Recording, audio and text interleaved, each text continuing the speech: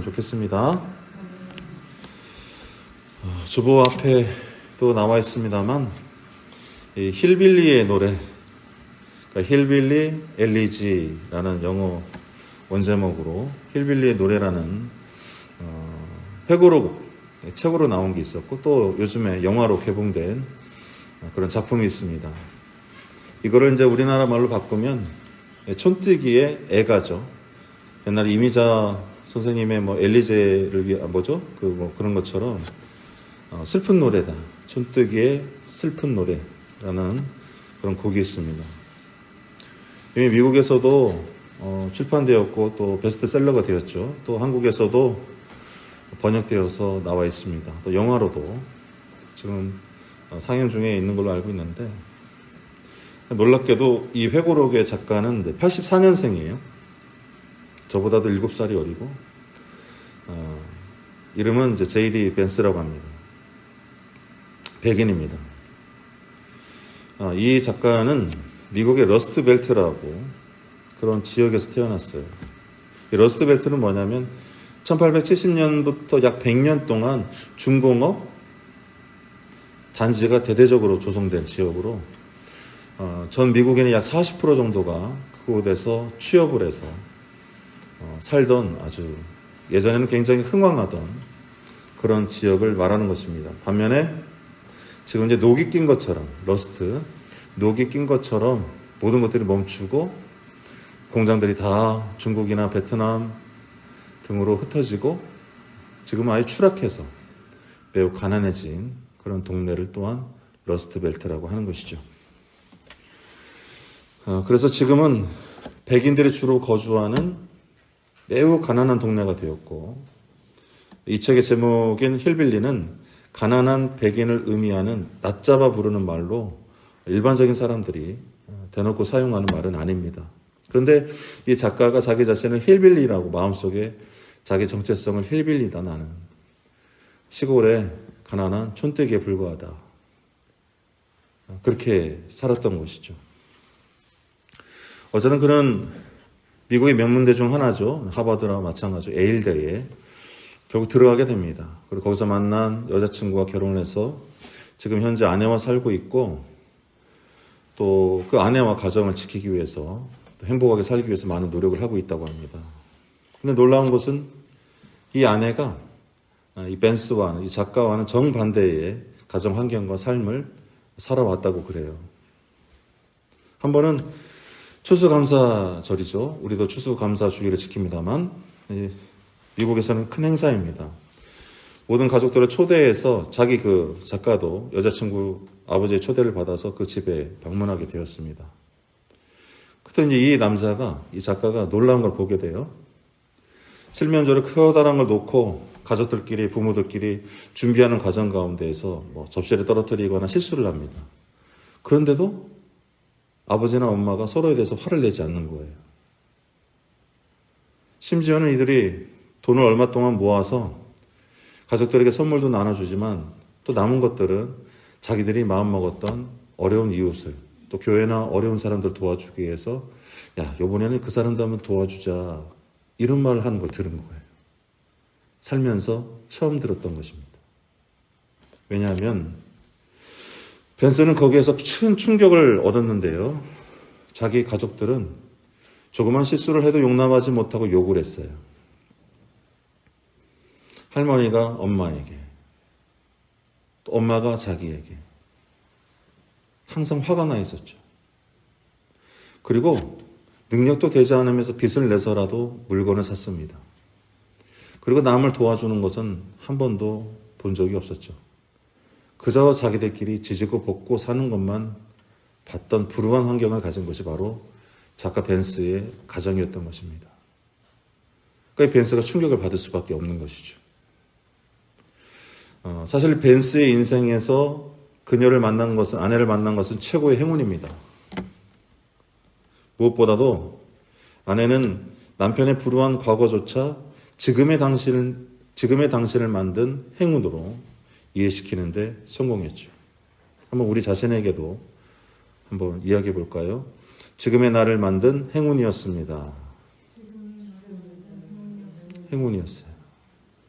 여러분들의 지난 불우한 과정들, 어려운 일들, 심지어 나의 모든 죄와 불평들, 상처들까지도 지금의 나를 만드는 행운이었다. 이거를 받아들이도록 한 거예요. 일반적으로 사람들은 그런 옆에 든든한 조력자가 있지 않으면 결코 그런 생각을 받아들일 수가 없습니다. 이 벤스는 자신이 9개월 때 태어나고 얼마 되지 않아서 엄마 아빠가 이혼을 하게 되죠. 그래서 남편이 아버지가 집을 나가게 됩니다. 그 엄마는 이 아이를 키우기 위해서 간호사로 일을 하게 되었죠. 하지만 간호사인 동시에 약물 중독자였어요. 마약에 빠진 것입니다. 그녀는 평생 여러 번의 이혼과 남자친구들을 만났습니다. 그녀는 아들이 자신처럼 될까봐, 자기는 마음대로 살면서 혹 나를 닮을까봐 늘 아들에게 화를 내고 있었어요. 혹시라도 그 아이가 나처럼 실수하고 잘못 선택할까봐 다른 말로 표현할 수 있었는데 그 엄마는 폭력을 휘두르고 언어 폭력을 휘두르고 감정적인 폭력을 휘둘렀던 것입니다. 하지만 알고 보니까 그 어머니 자신도 그녀의 부모님께 받은 폭력과 불안 때문에 정서적인 만족감, 정서적인 풍족함이 없었던 거예요. 여유가 이만큼도 없었던 것입니다. 벤스는 자신의 어머니를 사랑했지만 그 어머니에게서 세상이 다 나를 비난하더라도 나의 어머니만큼은 나를 존중해주고 인정해줘야 되잖아요. 그렇죠? 가족이니까. 그러나 세상 모든 사람들이 나를 칭찬하더라도 가장 가까운 어머니는 나에게 칭찬해주지 않는 듯한 상처로 살았던 것입니다. 그래서 어머니에게서 정서적인 어떤 지원이나 지지를 받지 못했다고 그래요. 얼마나 불행합니까? 그러던 어느 날 엄마는 벤스에게 폭력을 또 휘둘렀습니다. 자기 말을 듣지 않는다고 집 밖으로 끄집어내서 나가라고 하는 것이죠. 그거를 본 마을 사람들이 경찰에 신고를, 마침 지나가는 경찰이 그 모습을 보고 아이와 부모를 떨어뜨리는, 어머니를 떨어뜨리는 그런 일이 벌어지기도 했습니다. 그때 벤스는 할머니에게 전화를 했죠. 할머니, 어머니가 또 이런 일을 했습니다. 저를 도와주세요. 정말 하기 싫었던 전화였지만, 왜냐하면 엄마가 할머니를 너무나 싫어하기 때문에.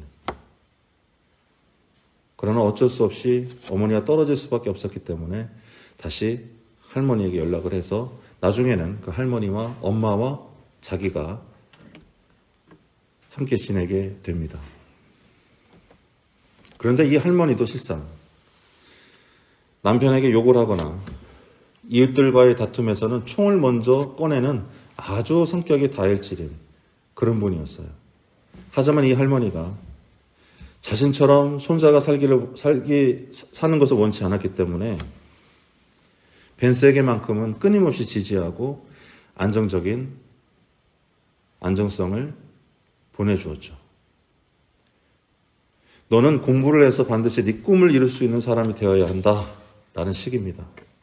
어떻게 해서든지 이 지역을 벗어나야 된다. 너는 네가 선택에 따라서 얼마든지 그렇게 될 수가 있어. 라는 식의 말들이었습니다. 그리고 벤스는 그런 할머니의 바람대로 대학에 가기로 하죠. 하지만 돈 한 푼 없었던 이들은 그때 당시에 대학마다 빈곤층들에게 지원해준 프로그램이나 장학금, 또 심지어는 변호사가 되기 위해서는 로스쿨에 가야 한다는, 마치 목사가 되기 위해서는 신학교에 입학하는 것처럼 그런 과정조차도, 상식조차도 알지 못하는 정서적으로, 사회적으로, 문화적으로 빈곤 상태에 그대로 놓여 있었어요. 가난했던 것입니다. 단순히 돈이 없다고 가난한 것이 아닙니다. 정서적으로, 사회적으로, 문화적으로 다른 사람들과 단절되어 있다면 그 사람은 가난한 사람이죠. 그래서 벤스는 할머니의 가르침대로 그렇다면 지금 내가 할 수 있는 일은 무엇일까 생각했어요. 돈도 없습니다. 대학도 들어갈 수가 없어요. 세상에 어떻게 살아야 되는지도 몰라요. 그래서 그는 해병대에 입대하게 되죠. 그리고 그곳에서 벤스는 처음으로 그동안 자신이 어머니와 할머니가 해줬던 음식들이 전부 다 설탕과 기름 범벅의 덩어리에 불과했다는 사실을 알고 식습관을 고치게 됩니다. 해병대에서는 전투력 보존을 위해서 좋은 음식만을 제공하기 때문이었죠. 또 그곳에서 자동차를 구매하고 적금을 하고 대인관계를 하고 그런 기본적인 것들, 어른이 되는 기본적인 방법들을 배우게 된 것입니다. 아마 그가 그대로 가정에 있었다면 그는 결코 그것들을 배울 수 없었겠죠. 벤스는 제대 후에 드디어 예일대 법대에 들어가게 됩니다. 개천에서 용난다는 말로 정말로 거의 있을 수 없는 일이죠. 기적 같은 일이 벌어진 것입니다. 분명히 이 작가는 똑똑한 친구입니다. 그런데 또 문제가 생기죠. 거기서 자기를 눈여겨보던 여자친구도 교제하게 되었고 여자친구가 생겼죠. 그러나 그는 자기가 지금까지 살아오던 삶과 전혀 다른 엘리트들의 삶, 그들의 문화에 적응하는데 번번이 실패하게 됩니다. 예일대에 면접을 보고 온 날 할머니와 엄마가 가족들이 걱정하면서 묻습니다. 혹시 면접 볼 때 너에게 너의 정치적 성향을 물어보지 않디? 너는 그때 진보적이라고 대답해야만 한다. 세상은 그러니까. 그렇지 않다면 너를 촌뜨기 취급할 거야. 그러나 실제로 면접을 볼 때 그러한 질문이나 자신의 정치 성향을 묻는 칸은 원서에는 그런 칸이 존재하지 않았습니다. 이게 뭘 의미하느냐? 세상의 모든 정보와 문화가 단절된 상태에서 가족들은 그럼에도 세상을 살면서 깨달은 것이 있었죠. 사회라는 것은 나는 실제로 이러한 모습인데 사회에서 필요한 모습으로 나를 포장하고 지내야 한다는 것을 이 하층민들은 뼛속 깊이 알고 있었던 거예요. 자기가 이런 사람이라고 드러내는 순간 드러낼 수가 없는 늘 가난하고 외면당하고 외로운 사람들이었던 것이죠. 쉽게 말해 자신으로 살 수 없는 오랜 상태를 경험한 자기 할머니, 어머니, 가족들. 그들의 걱정은 그렇게 야, 너의 정치적 성향이 진보라고 거짓말을 해야 된다. 힘이 없는 사람들은 경우에 따라 나의 정치적 성향, 내가 좋아하는 음식, 내가 좋아하는 옷까지도 감추고 상대방이 원하는 모습으로 살 수밖에 없었던 것입니다. 이처럼 작가는 늘 불우한 과거의 상처와 피해의식, 깊은 무력감으로 인생을 소비할 뻔했죠. 대학에 가고 싶어도 정보를 알지 못했고 돈도 없었으며 가족들은 자기에게 큰 짐이었을 것입니다. 하지만 벤스를 있는 그대로 받아주는 할머니와 여자친구, 또 지난 과거조차도 지금의 너를 만든 토양이라고 받아들이게 했던 이 두 사람의 노력은 분명 벤스가 예전과는 다른 삶을 사는데 귀한 원천이 되었을 것입니다. 우리가 하나님을 믿는 신앙도 마찬가지인 줄로 믿습니다. 여러분은 어떻게 들으셨어요? 미국뿐만 아니라 우리 한국에서도 어쩌면 우리 마을에서도 가정은 해체되고 있습니다. 또 기본적인 가치관이 흔들리고 있어요. 예전엔 절대적인 선, 절대적인 말씀, 절대적인 기준이 우리의 마음을 사로잡았지만 지금은 자기 감정이 더 우선인 시대가 되었습니다. 그리고 그러한 것들을 흔들린다고 생각하지 않고 자기 자신이 똑바로 섰다고 생각을 하죠. 그러나 분명히 흔들리고 있는 것입니다. 그동안 우리가 옳다고 여긴 것들이 사정없이 사라지는 이 시대에 우리는 무엇을 우리 자신과 자손들에게 또 이 사회에 남겨야 될 것인가? 분명한 것은 그 어떤 무기력이나 좌절, 상처로는 무엇도 바꿀 수가 없습니다. 우리 상처로 살지 마시기 바랍니다. 상처로는 무엇도 바꿀 수가 없어요. 자기 자신도 못 바꾸는데 어떻게 남을 바꿉니까? 창세기에도 요셉이라는 인물이 등장합니다. 그는 아버지 야곱의 사랑을 독차지했어요. 형제가 그렇게 많은데 그 중에서 누구를 사랑했다고요? 요셉을요. 그리고 다른 형제들의 미움을 받아서 형들에 의해서 이집트 땅의 노예로 팔려가게 되죠. 누구에게 배신당했습니까? 자기 피부치한테요. 요셉에게 형제들은 결코 좋은 기억이 아닙니다. 시기심과 질투 또 아버지의 기업을 자기가 소유하고 싶어서 아버지가 가장 사랑하는 저 자식만 없으면 저 요셉만 없으면 자기들이 아버지에게 사랑을 받겠지 저 재산들이 다 내게 되겠지. 그런 미움으로 요셉을 팔아버린 거예요. 저 요셉만 없으면 아무 문제 없는 우리가 사는데 아무런 문제가 없을 거야.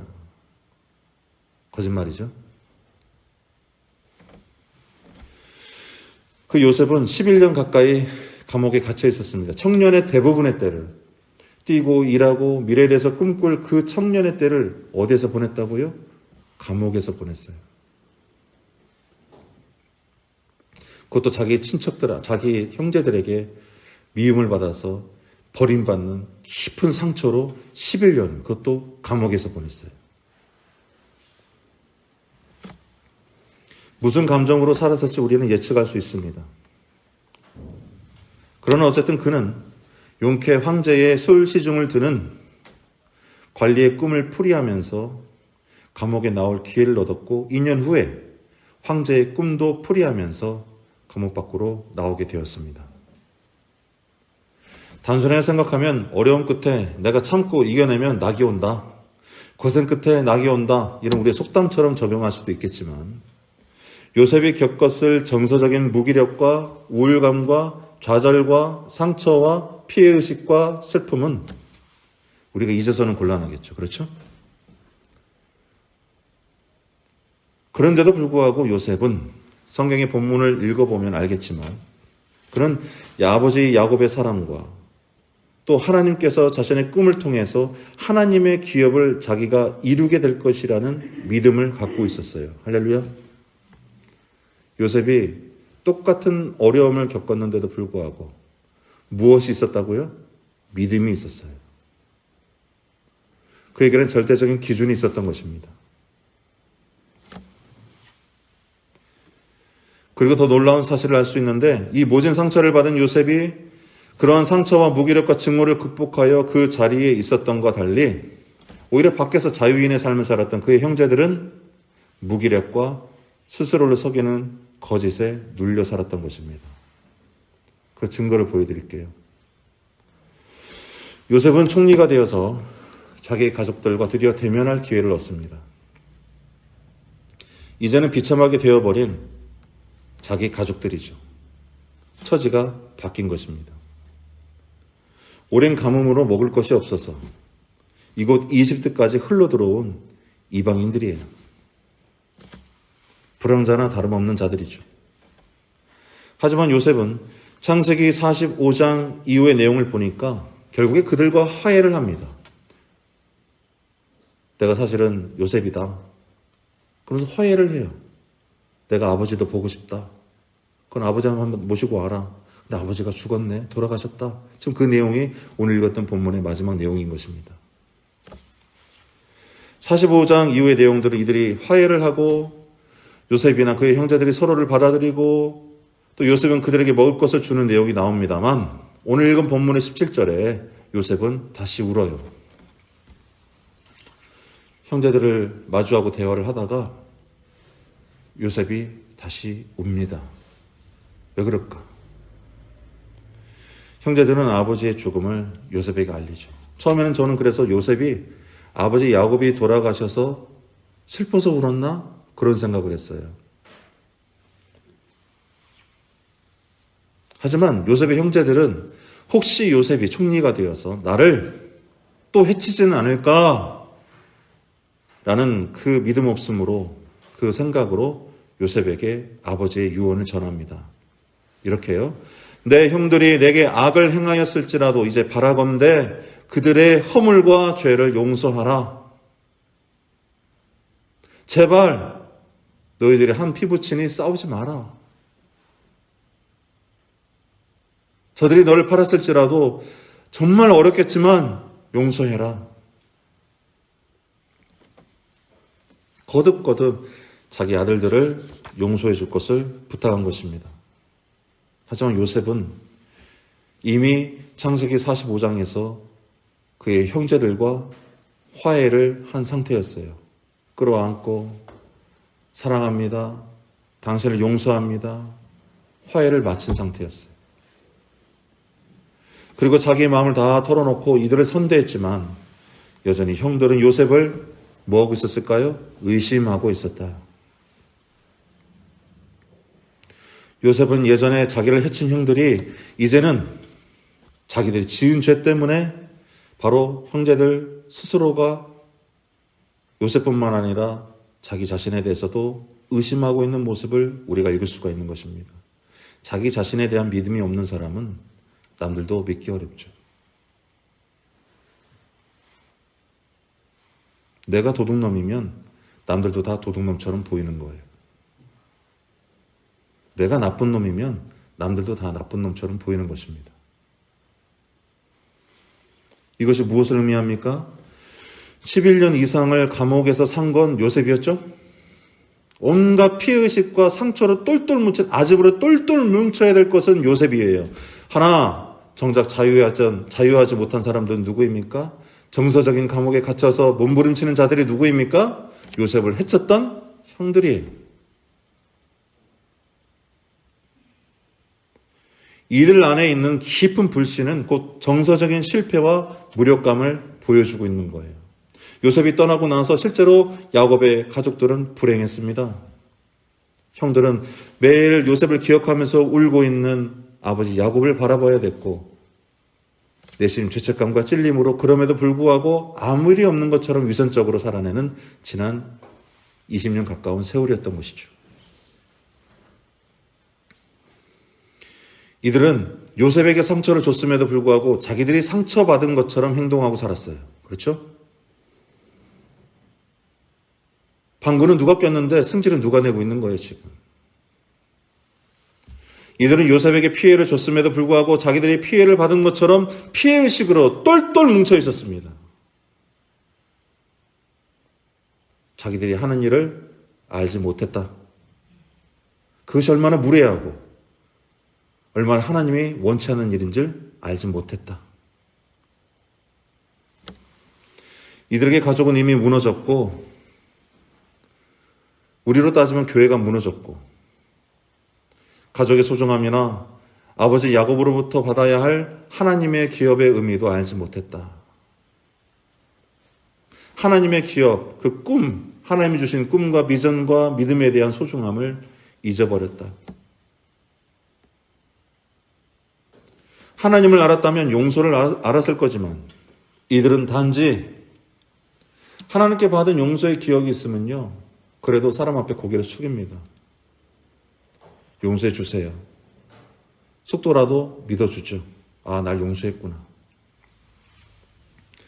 그런데 이들은 하나님이 아닌 단지 높은 자리에 앉아있는 자기를 죽이네 살해할 수 있는 총리로서의 요셉만을 두려워하고 있다는 것을 우리가 알 수가 있는 거예요. 그렇죠? 그러니까 이들은 살려고 형제인 척, 또 살려고 아버지의 유언을 가지고 와서 형제 요셉이 아니라 총리 요셉을 대하고 있던 것이었습니다. 여기에도 이 형제들은 마치 앞선 힐빌리의 노래처럼 명문대학교에 면접을 마치고 온 작가에게 너는 면접관에게 진보적이라고 말했니?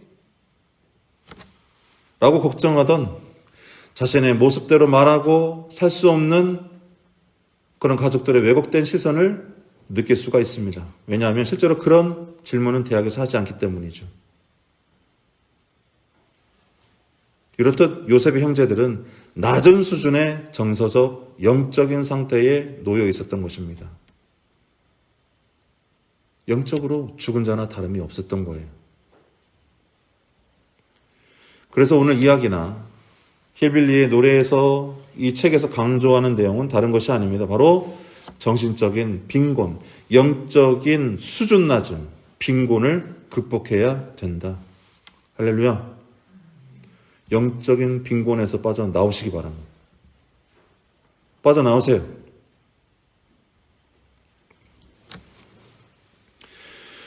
요셉은 상처받은 자였으나 상처받지 않은 것처럼 하나님의 신앙과 꿈을 의지하여 총리가 되었습니다. 또 총리가 되어서도 현명하게 일처리를 했고 심지어 자기를 해친 형제들을 용서했어요. 진심으로. 반면에 어릴 때 요셉을 팔았던 형제들은 상처를 남에게 주었으나 여전히 자기들이 상처받은 것처럼 낮고 천한 마음에 기거하며 살았습니다. 마치 무덤가에 앉은 귀신들처럼 음지만 찾아 산 것이죠. 정서적으로는 빈곤했으며 이들은 남들은커녕 스스로도 용서를 하지 못했어요. 진심으로 요셉과 화해한 45장 이후에도 요셉을 의심하고 뼈아프게 했습니다. 이들에게 정서적 무기력과 질 낮은 정신만이 차지하고 있었다고 해도 과언이 아닌 거죠. 감옥은 요셉이 갇혔는데 실은 이들이 감옥 속에 갇힌 거예요. 요셉은 가난했지만 실은 누가 더 가난했던 거예요? 요셉의 형들이 더 가난했던 거예요.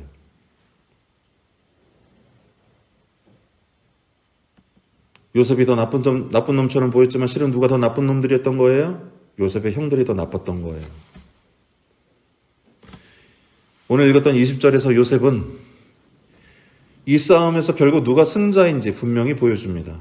당신들은 나를 해하려 했으나 하나님은 그것을 손으로 바꾸어 오늘날 같이 많은 백성의 생명을 구원하게 하셨다. 아멘. 요셉이 지금 남 탓을 합니까? 요셉은 이 모든 것들이 나를 만든 하나님의 은혜라고, 심지어 나를 들어서 많은 이들을 구원하려 하신다고 고백하고 있잖아요. 그의 형제들과 요셉은 영적으로 엄청난 차이가 있는 것입니다.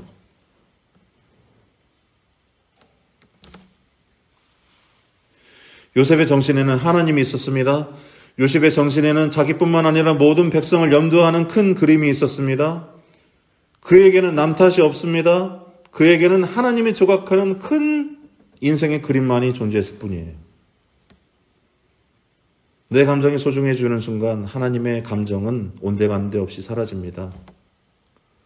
예배도, 기도도, 신앙생활도, 대인관계도, 자신 앞에, 하나님 앞에 서는 내 자신 영혼의 문제도 온데간데 없이 사라져버리고 말아요. 요셉이 만약에 그리했다면 그는 결코 총리가 되지 못했을 것입니다. 그러나 하나님께서는 요셉이 그의 마음을 어찌하는지 살펴본 후에 그가 자기 중심을 지키고 형제들을 용서하고 심지어 하나님께 자기 믿음을 드러내는 그 순간이 얼마나 기뻐했을까 한번 생각해 보십시오. 바로 이러한 자들이 복을 받는 심령인 것입니다. 힐빌리의 노래의 저자 벤스에게 아내도 똑같은 이야기를 하죠. 가족들로 늘 상처받아왔던 남편 벤스에게 말합니다.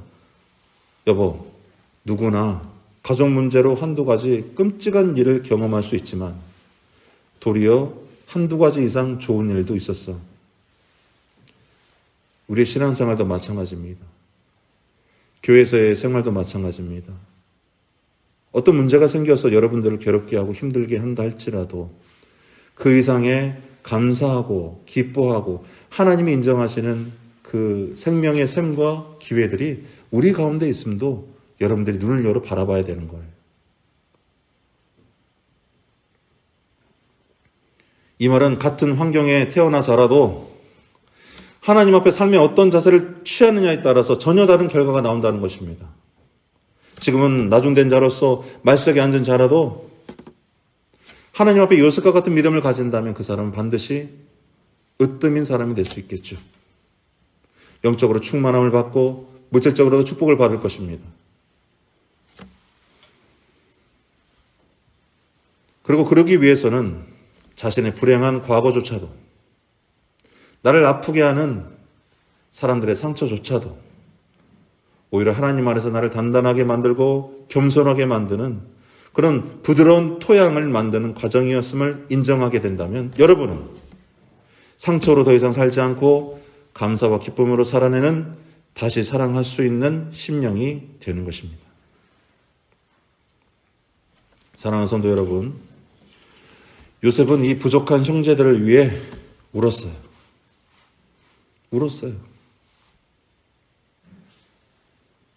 이들을 사랑해서 울었던 것입니다. 또 요셉은 상처로 살지 않았고 하나님 뜻에 순종했습니다. 요셉은 미워하는 자들을 위해 기도했습니다.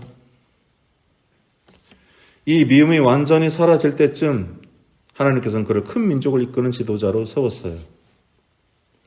성경 말씀에도 미워하는 그 미움은 남을 해치는 것이 아니라 누구를 해쳐요? 내 믿음을 갉아먹고 나를 해치는 것입니다.